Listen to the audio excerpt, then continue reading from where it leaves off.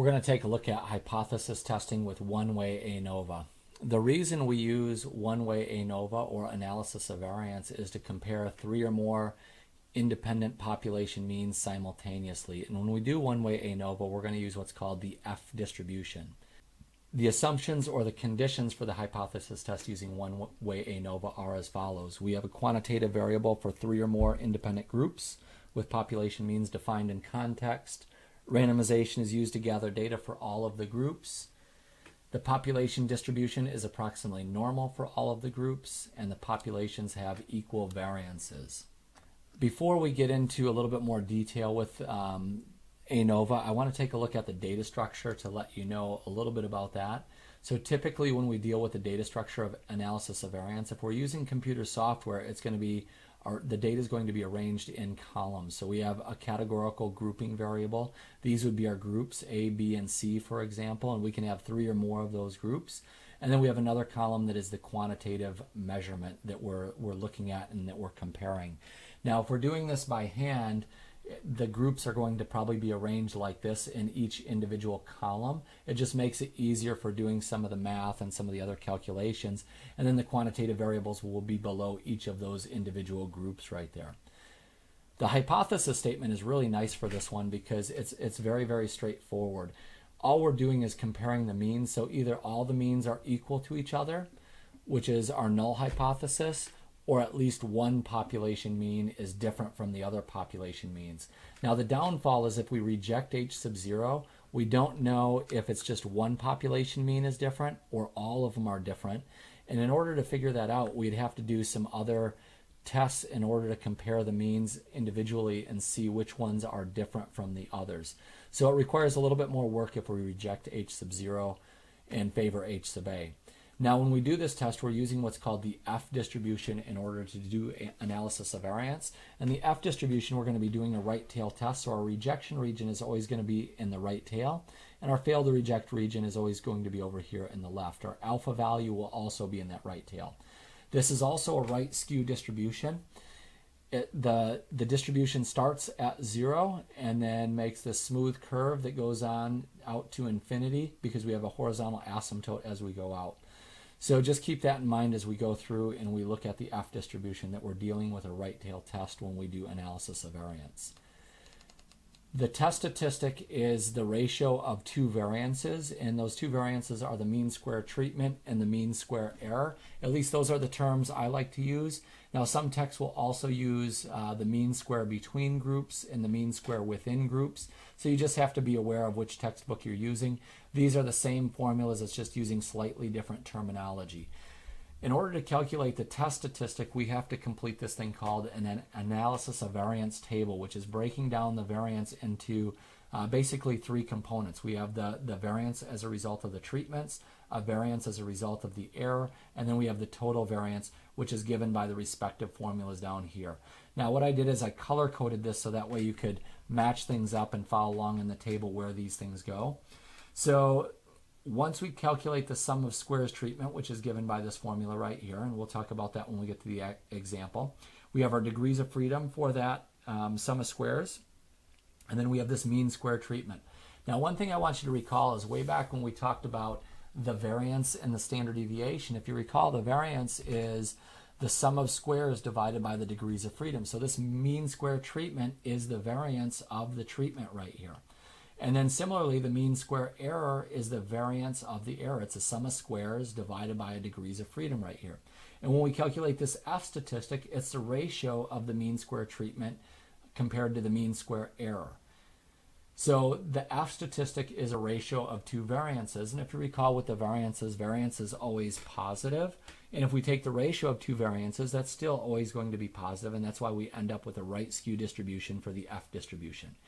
And to calculate our p-value, since we're using the F test statistic or the F distribution, we have to use the FCDF function on our TI graphing calculators. And the F distribution, we're going to use a lower bound and upper bound, and then the degrees of freedom for the treatment and the degrees of freedom for the error. One of the nice things is, since this is a right tail test, your F statistic right here, your test statistic is always going to be the lower bound, your upper bound is going to be 1,000,000. Now, some texts will use the degrees of freedom for the numerator, comma, the degrees of freedom for the denominator. I just want to point this out so you're aware of this, but the degrees of freedom for the numerator, we have the mean square treatment in the numerator right there, and the degrees of freedom that correspond with that are the degrees of freedom for the treatment, or that were used to calculate the mean square for the treatment. So the degrees of freedom for the treatments is in the numerator, and similarly the degrees of freedom for the error is in the mean square error, which is in the denominator. So those are the degrees of freedom for the denominator. Now, there's a couple relationships I want you to know in addition to calculating the mean square treatment and the mean square error on the test statistic, and that is that the sum of squares treatment plus the sum of squares error equals the sum of squares total. So really you only have to know two of these variables or values, and we can figure out the third one by simply doing subtraction or addition. And similarly, the degrees of freedom treatment plus the degrees of freedom error will equal the degrees of freedom total. And so I'm showing that relationship with the sum of squares right here with this very bottom formula.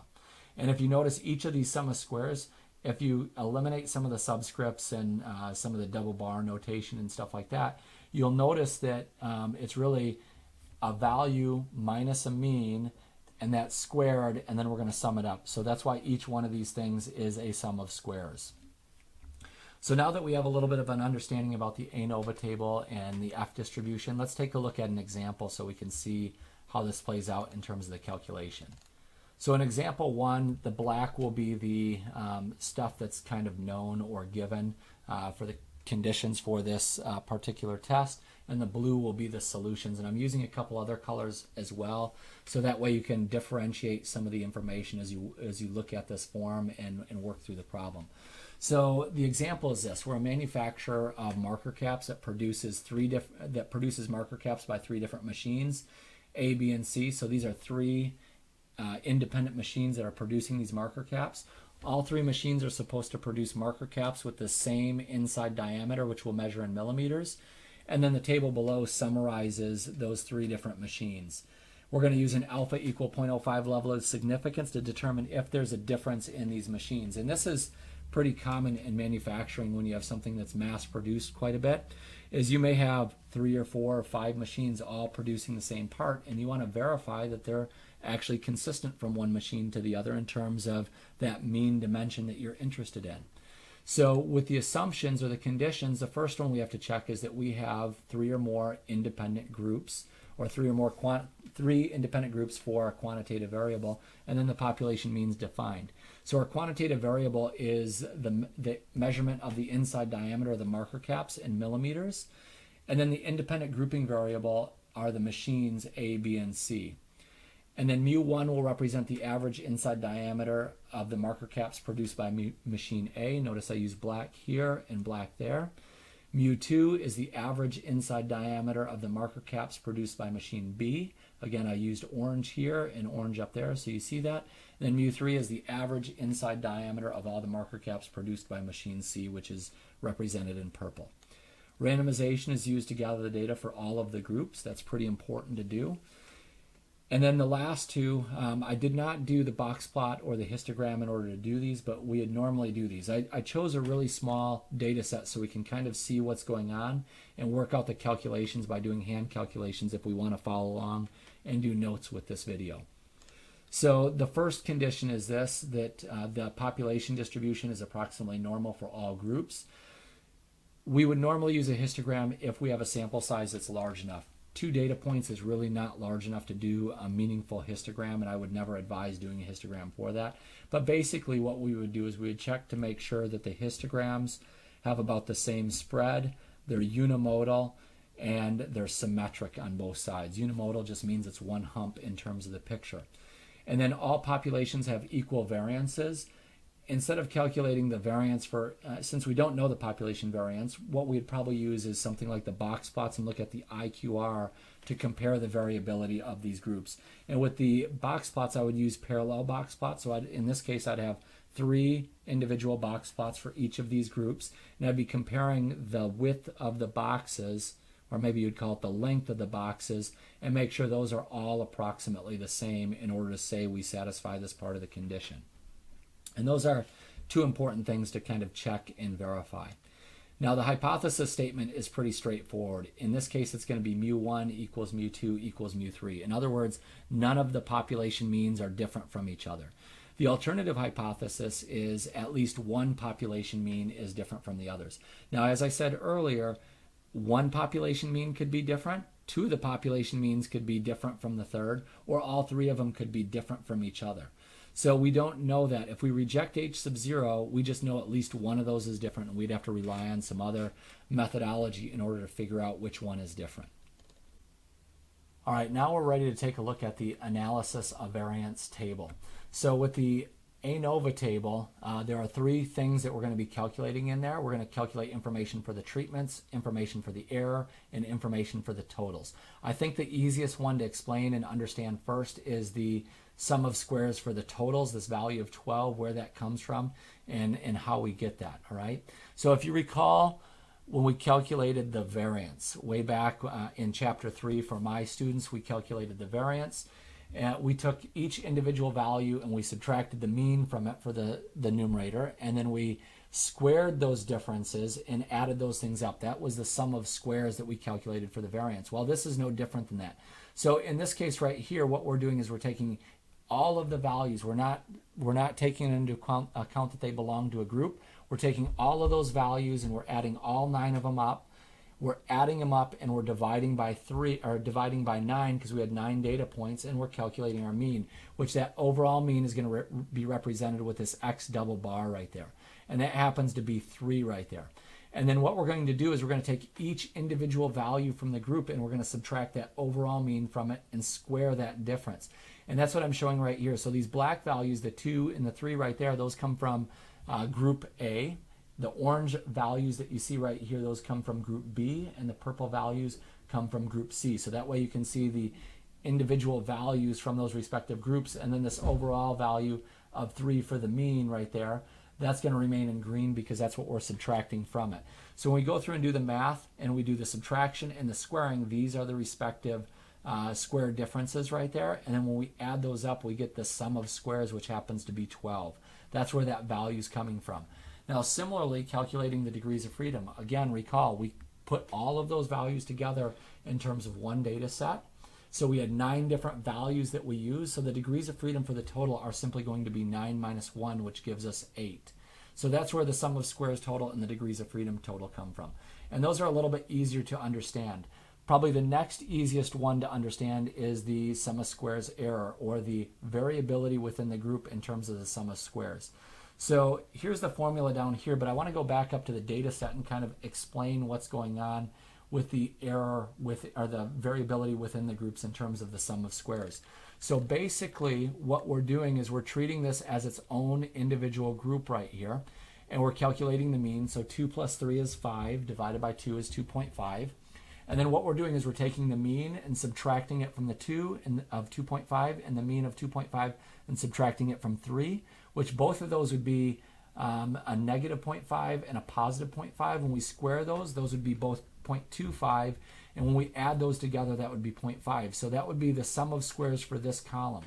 And then similarly, we'd go over to this column. We would add those values up, calculate the mean, and subtract the mean from each one of these values, square those differences, and then we would add them up, and that would be the sum of squares for this column. And then finally, we'd do the same thing with this column right here. We'd add these 3 values up, divide by 3 to calculate the mean, and then subtract the mean from each of these values right here, square those differences, and then add those up, and that would be the sum of squares for this column right here. And then the very last thing is we'd we'd add up each of those sum of squares from those columns to find the sum of squares error, or the sum of squares within the group. And so that's what I'm showing right here with the red calculation right there. So this is group A, this represents group B right here, and this represents group C. And I really probably should have had that in purple rather than red, but you get the idea right there. So when we go through and we do that, we see that that sum of squares for the error comes out to be 11.25. The last thing we would do is we'd calculate the sum of squares treatment. So the easiest way to do that is understand that the sum of squares treatment plus the sum of squares error equals the sum of squares total. So if I know 2 of these values, I can simply take 11.25 and subtract that from 12, and that would give me 0.75. or to explain kind of what's going on, basically what I'm going to do is I'm going to take the overall mean and subtract that from the mean of that individual column and square that. And then I'm going to multiply it by the number of observations from within that column. So that first column had 2 observations. That first column had a mean of 2.5. And we said the overall mean of the data set was 3 when we combined all those values together. So this is that sum of squares for the treatment for that very first column right there. And then we'd move to the next column. This would be that sum of squares between groups right here. And then this would be the sum of squares between the groups right there. And then we're going to add those things up, and that's where we get the 0.75 from. All right, so we're looking at each column individually, but comparing it to the overall mean. So you could do it by hand and calculate it that way. And now the degrees of freedom for the treatments is actually a really easy calculation, because if you think about it, there were 3 groups. And so typically with degrees of freedom, it's a number of observations we have minus 1. So the degrees of freedom for the treatments is 3 minus 1, which gives us 2. So that degrees of freedom is fairly easy to calculate. 3 groups minus 1 for the degrees of freedom gives us 2. Now the degrees of freedom for the error typically is denoted n minus k, the total number of observations we have minus the number of groups that we have, which gives us this value of 6 right there. Again, if you knew the degrees of freedom for the treatment and the degrees of freedom total, you could just subtract 2 from 8 and you get this value of 6 right there. So you want to check and make sure those things add up. Now, that's probably the hardest part, is calculating the sum of squares. Once you have that, the rest of it is pretty easy. So the mean square treatment is simply the sum of squares treatment divided by the degrees of freedom treatment, which is shown right here, and that's 0.375. The mean square error is the variability of the error, so that's going to be 11.25 divided by 6, which is 1.875. And then the F statistic right here is the ratio of those 2 variances. So we're going to take the 0.375 and divide that by 1.875, which gives us an F value of 0.2. Now that F value is going to be our lower bound in our FCDF function. In a later video, I'll show you where the FCDF function is on the TI-84 calculator and how to use that. But that's going to be our lower bound. So calculating our p-value, I'm outlining that right here. So we have 0.2, we have for our lower bound, we have 1 million for our upper bound. Technically it's positive infinity, but we'll use 1 million. And then we have 2 for our degrees of freedom in the numerator, or the degrees of freedom for the treatment. And then we have 6 for the degrees of freedom in the denominator, or the degrees of freedom in the error. And when we plug that into our calculator, that gives us a p-value of 0.8240. Now remember, really small p-values indicate we're going to reject h sub 0, and large p-values indicate we're going to fail to reject h sub 0. So we have a fairly large p-value right here, which is indicating we're probably going to reject h sub 0, but we'll use the decision rule in order to make that final decision, okay? Now up here, just recall that our alpha value for this example is 0.05. So in step 4 with the decision rule, we're going to follow the p-value approach. And the decision rule is if our p-value is less than or equal to our alpha value, we reject h sub 0. Our p-value of 0.8240 is not less than our alpha value of 0.05, so we're going to fail to reject h sub 0, meaning there's evidence to indicate there's no difference between the means. So down here in our conclusion, we're going to say there is not sufficient evidence to support that at least one population, at least one machine produces marker caps with a different population mean inside diameter than the other machines on average in the population. So hopefully this gives you a general overview of one-way ANOVA and how to work through an analysis of variance example. Again, look for future videos. I'll show you how to use the FCDF function in order to do the analysis of variance. And I'll also show you where the analysis of variance function is on the hypothesis testing features and how to use that in a future video.